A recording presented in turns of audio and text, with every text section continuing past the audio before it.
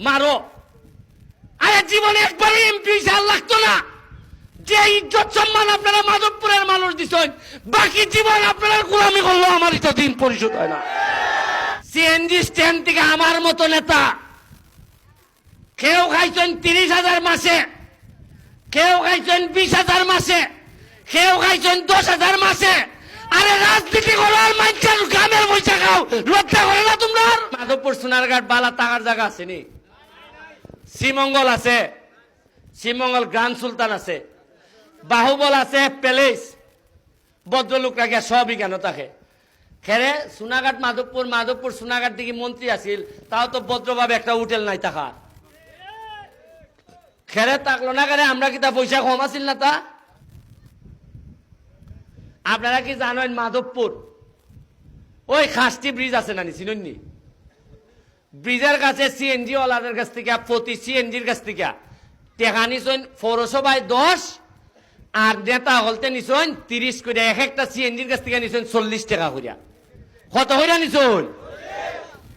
আচ্ছা, যে বেটা সিএনজি ড্রাইভার ডেইলি আমার মতো নেতা হলে 40 দেওয়ান লাগে, এই টাকাটা যাত্রীর কাছ থেকে তুলছে না? এ যাত্রীরা দাঁড়া লাগাইবার বাকি খালি রাত 8টা বাজলে হয় 12 দিবায়, 10টা বাজলে হয় 15 দিবায়। কারণ হলে এত 40 টাকা দিতে হয় নেতারে। আপনারা আশ্চর্য হইবা, সিএনজি স্ট্যান্ড থেকে আমার মতো নেতা কেউ খাইছেন 30,000 মাসে, কেউ খাইছেন 20,000 মাসে, কেউ খাইছেন 10,000 মাসে।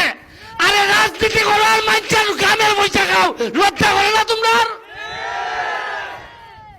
আরে খাইতে খাও, আমার কাছ থেকে খাও। নির্যাতিত নিপীড়িত মানুষের গ্রামের পয়সা খাও, লজ্জা করে না তোমরা? আরে মারবা তো মারো। আরে জীবনে একবারই এমপি হিসাব লাগতো না। যে ইজ্জত সম্মান আপনারা মাধবপুরের মানুষ দিচ্ছেন, বাকি জীবন আপনারা গোলামি করলো, আমারই তো দিন পরিশোধ হয় না। তবে বাইটা সাইরা দিতুইবা, যতদিন বাচ্চা আছে এমপি তাহা কোনো উনাইন। এমপি তাইকা যদি মাল না বানাইন, এমপি তাইকা যদি 2 নম্বরই পয়সা না কামাইন, টেকা বানানিটা সাইডা দিলে এমপি গিরি কি জাত কঠিন আমার দ্বারা যাইনি। গিয়া দেখবেন আমার বাসার মধ্যে শত শত মানুষ, আমার জানটা জান নাই। সকাল 9টার থেকে রাত ঘুমাইছি 3টায় খালপা। সকাল 9টায় উঠিয়া অন্তত 100 মানুষের সমস্যা শুনছি। যে বেটায় মেম্বারের দ্বারা যাইতে পারে উনটে ব্যারিস্টার আইছে কয় আইও এমপির দ্বারা। যে বেটা জামাই সাথে খাইয়া যাইতে বউ বাপের বাড়ি কয় আইও ব্যারিস্টারে করো। আইয়া কয় জামাইয়ে মারে, ইটো আমি বিচার করে দেওয়ান লাগে। উনকা কিতা হর মানছে ভালোবাসছে, আমাকে যাইতাম হই। আমি ভালোবাসলে তো যাওন যায় না বালাইয়া। ওই 11টার সময় জানাজা, 12টার সময় ঘূর্ণিঝড়ে গড় ফালাই দিছে, লাইভ করছি। ওই যে ফরিদ ভাইয়ে 10,000 টাকা লাইভের মধ্যে দিছে। লাইভ করে গড় ঠিক করে দিয়া গেছে। আরেকজনের 2টা কিডনি নাই। ফুফে কইছে কিডনি দিব, কিন্তু টাকা লাগে 15 লাখ। 1 লাখ ফেট থেকে আরেক লাখ ফেট কিডনি নিতে।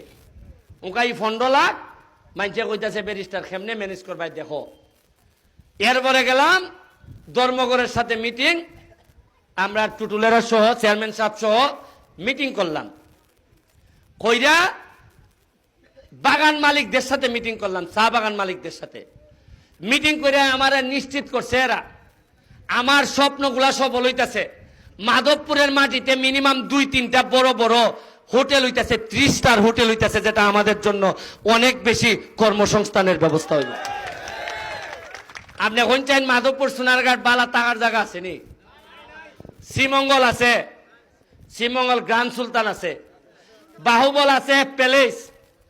ভদ্রলোকরা গিয়া সবই কেন থাকে খেরে সোনাঘাট মাধবপুর, মাধবপুর সোনাঘাট দিকে মন্ত্রী আছিল, তাও তো ভদ্রভাবে একটা হোটেল নাই থাকার। খেরে থাকলো না কেন? আমরা কি তা পয়সা কম আছিল না? তা এইখানে যে এতগুলা ইন্ডাস্ট্রি, ইন্ডাস্ট্রির যে বড় বড় মানুষগুলা একটা টাকার হোটেল আসেনি। এরা এইখানেও ব্যবসা করে, তাকে গিয়া শ্রীমঙ্গল। আর শ্রীমঙ্গল পয়সা কামায়, আর আমার লোকগুলা না খাইয়া থাকে। একটা হোটেলে আমার কত লোক তাকলো নে কাম করলো নে আমরা এইভাবে চিন্তা আপনারা যাইন সুরমা বাগানের মাথাত 20 নম্বরের মাথাত একটা যাত্রী ছাউনি বানাইছি ইটার মধ্যে গরু ছাগলে পায়খানা করতো ইটারে কিতা বানাইছি একবার খালি দেখাই এবার 2টা যাত্রী ছাউনি খালি বানাইছিলাম একটা রামগঙ্গা বাগানের সামনে একটা 20 নম্বর সুরমা বাগানের সামনে 2টা যাত্রী ছাউনি ছাড়ছিলাম খালি মাঠো এতেই ইতিহাসের এই নববর্ষ এবং ঈদের সময় ইতিহাসের মধ্যে সবচেয়ে বেশি মানুষের সমাগম হয়েছে আমাদের এলাকায় উন্নয়ন স্বপ্ন লাগে সততা লাগে আর এমপি নিজেই যদি মাল বানাইবার দান্দা করে তাইলে এলাকার মানুষের ভাগ্য পরিবর্তন হয় না এমপি যদি এপিএস দিয়ে চালাইতে চায় ভাগ্য পরিবর্তন হয় না